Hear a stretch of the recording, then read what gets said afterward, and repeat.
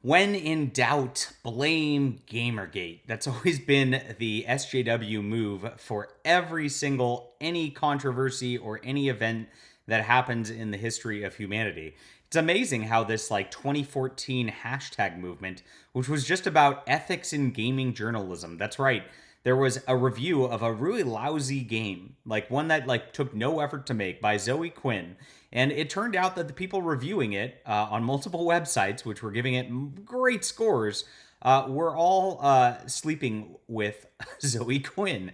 And nobody revealed this in their reviews at the time. So they were just trying to dupe gamers into supporting this grifter for no reason other than the fact that she was giving them a little on the side. And that is really amazing how that event, Zoe Quinn's sex life, has changed history, transformed everything from the election of Donald Trump to, I guess, political violence, which I don't even know that this is a real political violence story, but I don't know what we're allowed to say without misinformation on YouTube. So I'll let you fill in the details about what happened to Paul Pelosi when he was in his underwear and another man was also in his underwear. We'll just get into the Gamergate portion. Okay. My name is John Delarose. I'm a #1 best-selling author and award-winning comic creator, and Gamergate radicalized me, my friends. And so this is the Cosmic Warrior. It is on my website, so I've got my own web store. I know there's been problems lately, and so I want to keep testing this out, keep seeing what happens there. And the reason I want to direct you there today is I've got a great comic book, The Cosmic Warrior. It's a science fiction superhero book. So if you like Green Lantern, John Carter of Mars, this kind of puts that in there and gives you a strong male lead, something that's illegal in 2022, from what I heard. And a lot of you guys weren't here when the Cosmic Warrior came out, so I know that you might have missed this book, might have not seen it because we've had a lot since then. I'm kind of a prolific writer. And so what I'm doing is I've got a hardcover special. And so I've got 10 copies of this right here as of this recording. And over the next 24 hours, I'm giving my hardcovers at half price. So this is like my paperback prices. Hardcovers cost a lot more to produce, and I've got 10 in stock. But I want to get them out to people, and I want to show that the web store sort of works, and that I can, of course, produce great comics for you guys very easily, very regularly. So check this out. This link is in the description below. I appreciate you guys for all the support, and don't miss it. 24-hour sale. Cool. Okay, so the story of the day. Kotaku. Thank you, Kotaku, for your great news. Report: man behind Pelosi hammer attack was radicalized by Gamergate. That's right. Alleged post from David DePape's now deleted blog, alleged, now suggest he was connected to the far-right movement. Look at how this works. Alleged posts from his blog, which is deleted, so they don't even have confirmation about that, should suggest, doesn't show, suggests that he was connected to the far-right movement. I didn't know that, ethics in gaming journalism was a far-right movement. These guys have a lot of power. I mean, gosh, who are we talking about? We're talking about Ethan Ralph. How's he doing these days? He's a powerful, powerful guy who radicalizes people. Sargon, what's he up to? Is he still around? I don't even know. And of course, we've got Mr. Medic or Jim.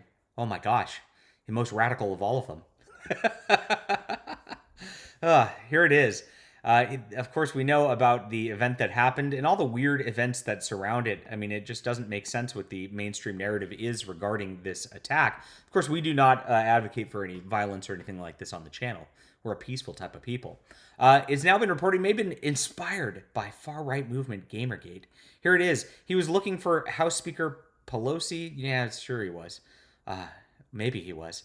Okay, the attacker reportedly ran a now-deleted Wix blog where he posted conspiracy theories about QAnon, the Holocaust, sex rings run by the Democratic Party, and the coronavirus. How did I get into all this? He wrote on August 23rd, Gamergate. It was Gamergate. He was such a Gamergate fan, he wrote it as 2 different words. Now, the hashtag was 1 word, as you can see right here. Gamergate was a hate movement that started in 2014 but still exists in various forms today. Oh no! Its proponents complained to champion ethics in games journalism. What a crazy far-right idea, that ethics in games journalism. It's almost as if we would like journalists to tell the truth and not be like Kotaku in this and just make shit up wholesale. That's a far-right concept, guys. If you don't just believe all women, believe all trannies, whatever's said here, you're a far-right extremist who's radicalizing people to hit people with hammers, I guess. I guess, with Super Mario Brothers, that could be a thing, you know? You remember the original Mario Brothers where you actually had okay, never mind. I'm going on a tangent. In practice, they harassed and threatened women who worked in games and wrote about them. Gamergate was not a legitimate criticism of journalistic objectivity, but a label that allowed small and sad individuals to weaponize their bigotry. My gosh, this writing is so out of control. Who is this? CC Jiang? This is not ethics in gaming journalism, I gotta tell you, friends. So the guy just wrote that it looks like a shit post on his blog about Gamergate. I've written on Twitter, I've said Ben Shapiro radicalized me. So eventually I guess they'll write articles about Ben Shapiro radicalizing me and inspiring me to be a far right extremist talking about how Hollywood makes woke movies. Oh no, what a terrible bad thing. But that's what these guys do every single time. That's what Kotaku does every single time. It's such a shit website. It's amazing it's still in existence. But you got to remember, guys, that these websites like Kotaku don't even pay their, quote, journalists. These are people who do it for clout. They do it for bylines. They're promised exposure, and they hope that they're going to make some sort of career for themselves by making attacks on Gamergate, making attacks on you and me, making attacks on fans of games, gamers, everything. This is kind of just their MO at the end of the day every single time. So while there's no evidence this guy was anything but a weird left-wing extremist, this guy was a nudist who lives in Berkeley, lives in a house with a rainbow flag and a Black Lives Matter sign outside, running around in his underwear in San Francisco. I doubt he's a far-right extremist, but they're going to paint him that way because the media always lies every single time, and it's always Gamergate's fault. How did Gamergate radicalize you? Leave a comment down below. I'd love to hear from you guys. And make sure to back the Cosmic Warrior. Grab it on my web store today. There's 10 copies that I have in my garage. I cannot do more. This is it. This is the sale. It's the special. The hardcovers are beautiful. You want to check them out. Grab that in the description below. I'll see you guys soon.